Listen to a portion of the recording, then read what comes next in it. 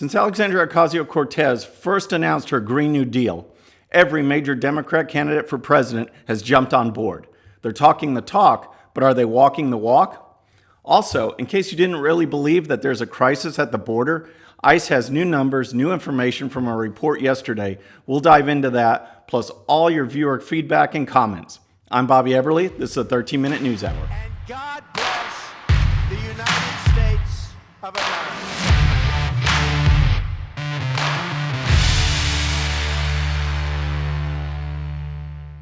All right, the Democrats are out there. They're going state to state, jockeying for position, trying to make their case known for president of the United States. They've embraced Alexandria Ocasio-Cortez's Green New Deal as if she's the Pied Piper and they're just blindly following her. They're talking the talk, but are they really following through on their beliefs? No. And we'll get into some of the facts and the figures. And Alexandria Ocasio-Cortez isn't even doing it. I mean, just take a look at this. She talked about getting rid of planes, getting rid of cars, getting rid of cows.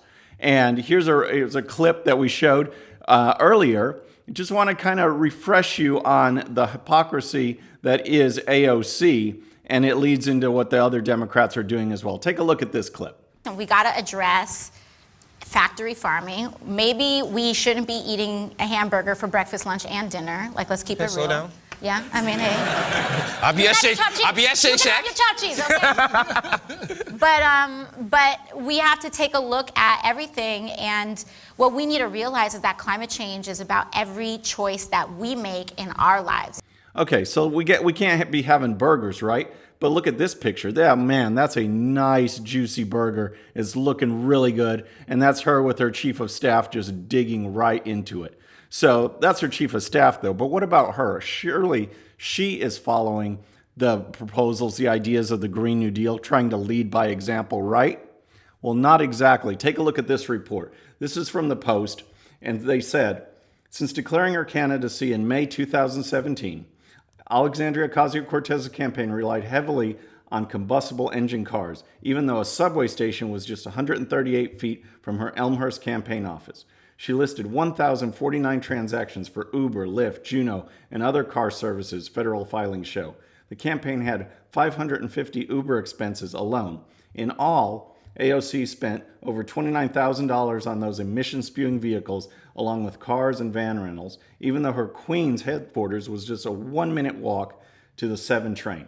The campaign shelled out only a little over $8,000 on 52 metro transactions. Okay, so there's your cars and trains and stuff like that. What about airplanes? All right, take a look at this.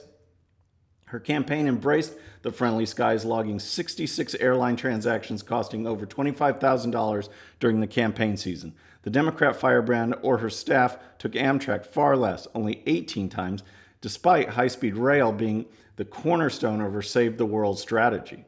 Okay, so when that criticism came out, how did she react? Did she say she needs to do better? No, she just fought back, and here's what she tweeted shortly after that report came out. It said, I fly, I use AC. Living in the world as it is isn't an argument against working towards a better future. The Green New Deal is about putting a lot of people to work in developing new technologies, building new infrastructure, and getting us to 100% renewable energy. All right, that last part we'll get into with a clip that she just said yesterday, in fact, on late night talk show. But it really says a lot about what her actual overall vision is. All right, that's her. That's her Green New Deal. That's how she's not living it. But what about the other candidates? All right, well, the Washington Times had a report yesterday that talked about, they're trying to dig into if these candidates embrace the Green New Deal, what are they doing to live it? And here's what they had to say.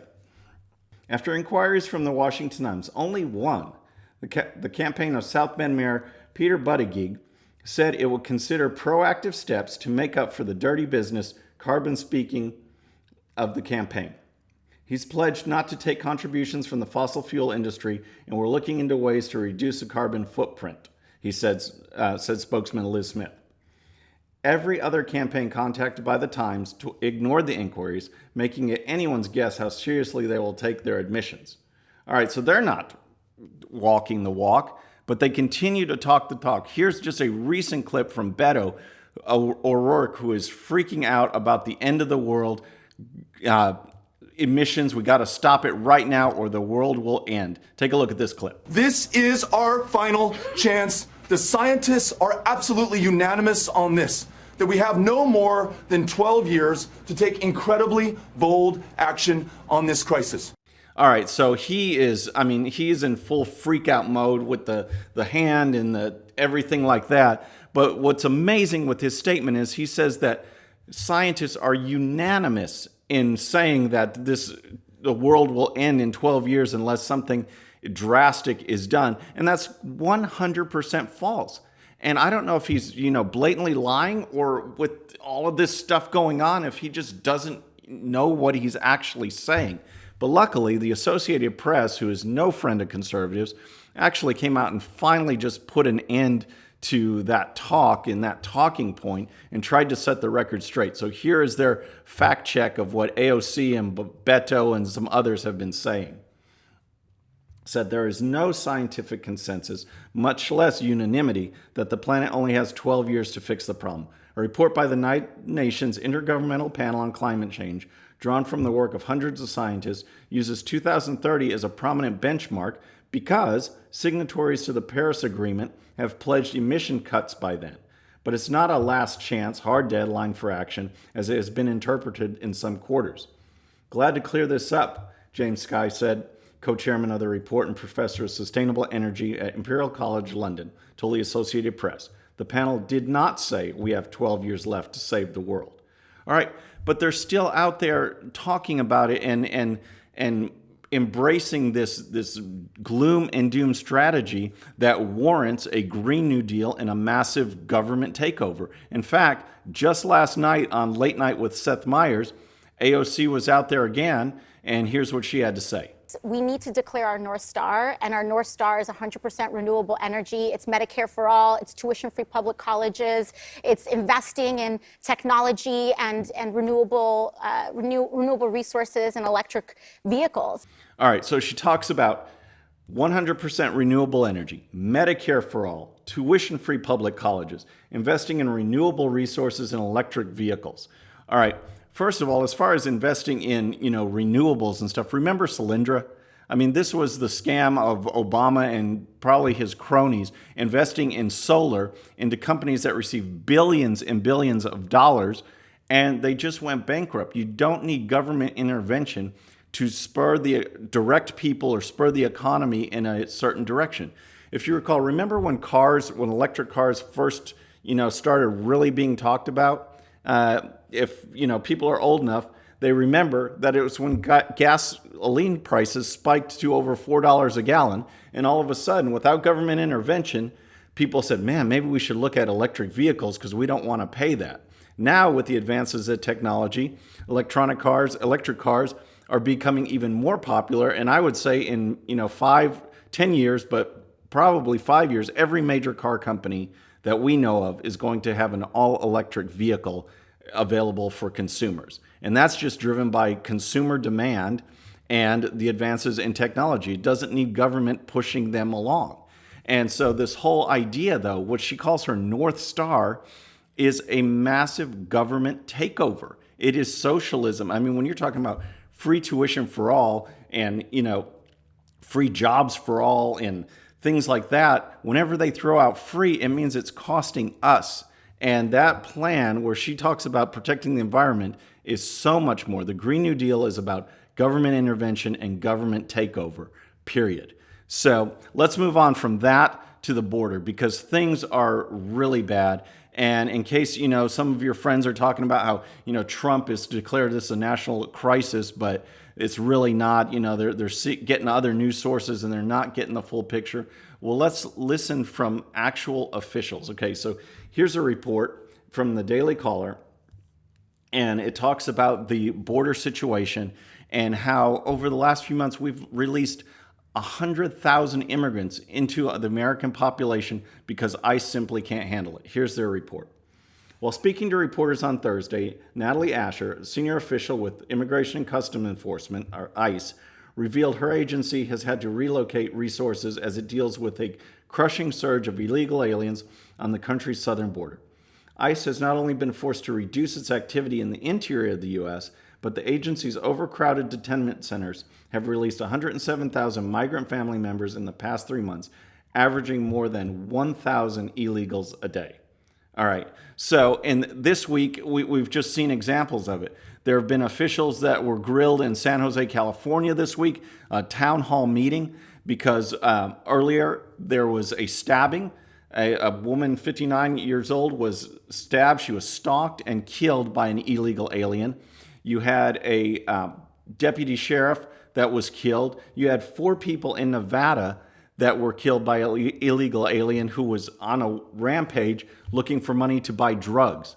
And this is what we're facing right here. When we're releasing 1,000 illegals a day into society, something needs to be done. So if you don't want to listen to Trump, if your friends don't want to listen to Trump, look at the facts. Look at what is actually going on the southern border. And when you consider that, Americans mobilize and declarations of emergency are stated and put into place for floods and other things like that, look at what is going on the southern border. Something definitely needs to be done.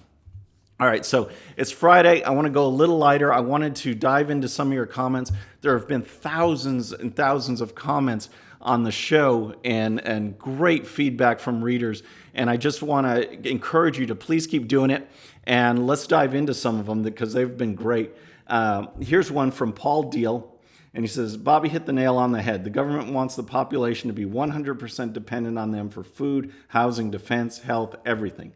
Once we can no longer do anything for ourselves, the government will take total control of our lives and tell, for our own good, how to live our lives. And that's what the end goal is for the left is. And I've tried to state that in show after show that they are moving towards, it's not about protecting the environment or giving people a chance. It's about government control. The more that people can turn away from God or turn away from family or turn away from, anything that binds them together other than government and embrace government, then the left wins, and that is what they're trying to do.